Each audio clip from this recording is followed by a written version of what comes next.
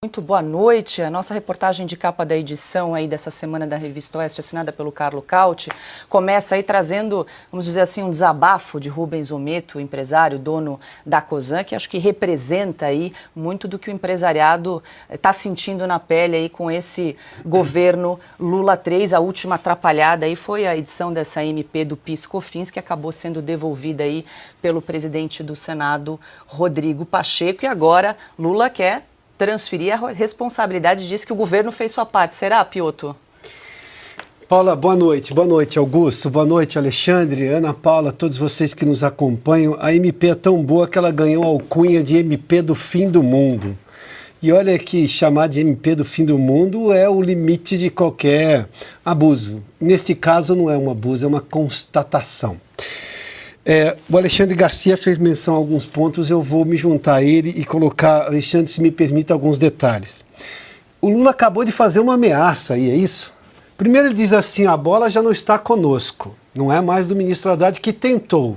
Tentou o quê? De novo propor aumento de receita? Não, isso não é uma tentativa.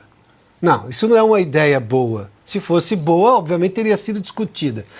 Se até o senador Rodrigo Pacheco, que eu chamo aqui e vou insistir, de menos presidente do Congresso e muito mais líder do governo no Congresso informal, né? Porque as pautas econômicas passam por Pacheco com uma facilidade gigantesca.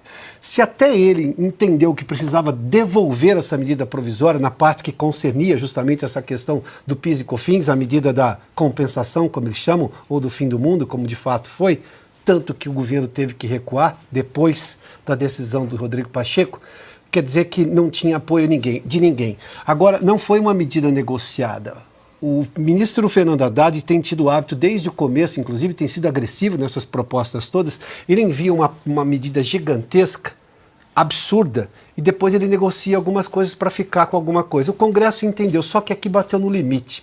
Aí vem o Rubens Ometo, um empresário que não está dizendo só o que ele pensa. Isso é o que o ao redor dele também pensa.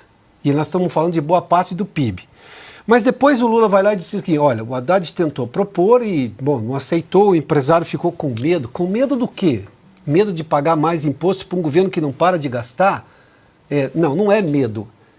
Inclusive, olha, quem deu apoio hoje ao ministro Fernando Haddad foi o presidente da FEBRABAN, que disse, olha, esse negócio de conseguir equilíbrio fiscal com aumento de receita acabou. Olha só, esse é o que está apoiando o ministro Haddad, que está assim no fio da navalha, por absoluta incompetência, inclusive. E ele deveria reconhecer que o chefe dele não quer cortar gastos, como não quis desde o começo da gestão.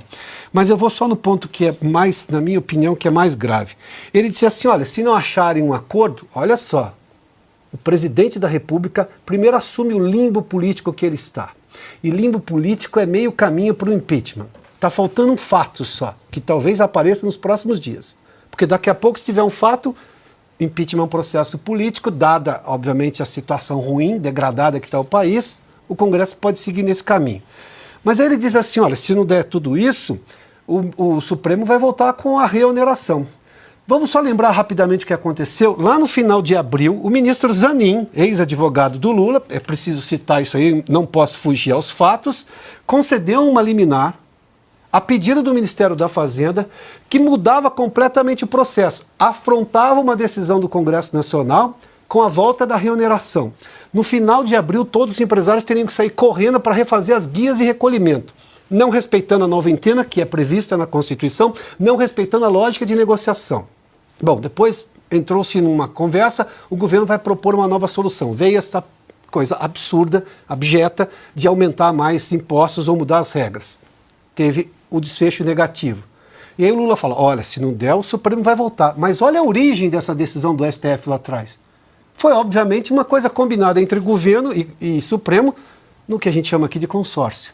Ou seja, o presidente Lula não está governando porque talvez ele não tenha a menor ideia mais do que fazer.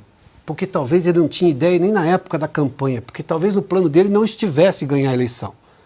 Fato é que aconteceu tudo que a gente discute com muita frequência e hoje o país está num limbo, porque quem deveria governar abre mão, joga a responsabilidade para o outro lado, que, enfim, vai tentar encontrar alguma forma para simplesmente deixar o país nos trilhos. Mas Lula já deixou de ser presidente e isso é muito ruim.